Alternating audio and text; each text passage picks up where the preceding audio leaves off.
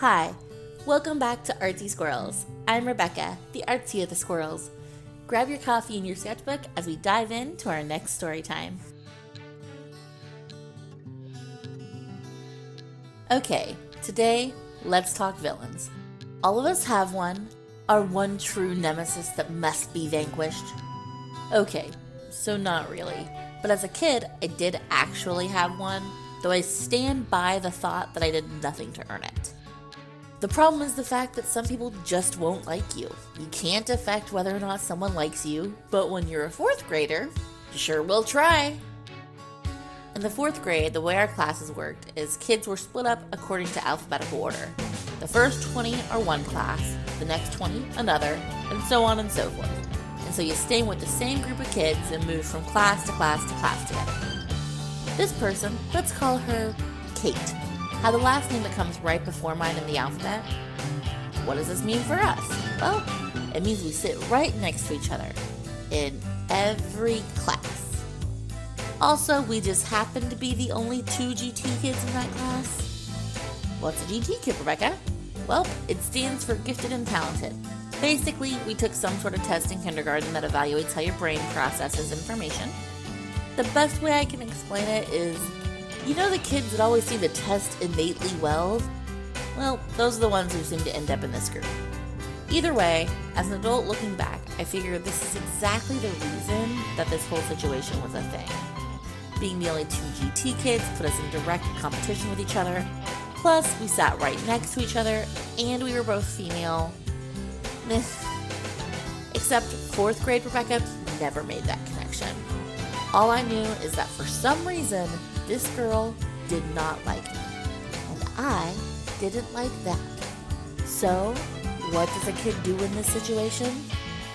I tried to buy her love, of course. Anytime an occasion came up to make cards, Halloween, Christmas, Valentine's Day, you name it, I made sure she had the best and nicest card I could make, to no avail. Well, when that didn't seem to work, I aimed for a direct show of bribery. I made Kate a little gift bag of all of her favorite treats. Cute pencils, stickers, everything a 4th grade girl could love. I remember this day vividly. I got to class, put her treat bag in her cubby so she would discover it at lunch, and I waited. I was so excited when lunchtime came. I ran to my cubby to make sure I would be right there when she opened it.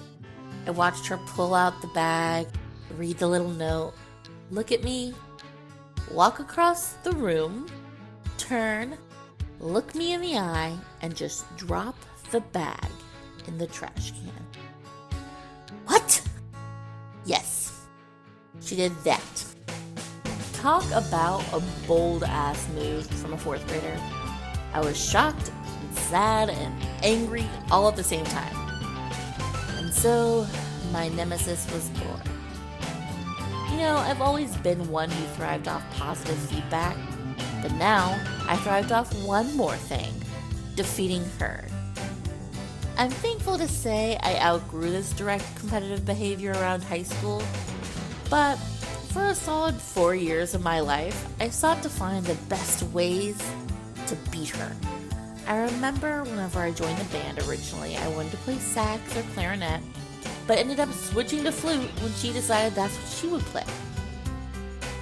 Yeah, I made a life decision based off the action of my nemesis. And took more than a little joy in the fact that she was terrible. And I happened to have found a new skill as a happy accident.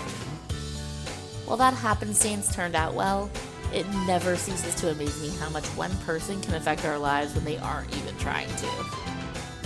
I learned a lot from my nemesis. Mostly not to give someone that much real estate in my mind anymore. So, do you have a nemesis? Now?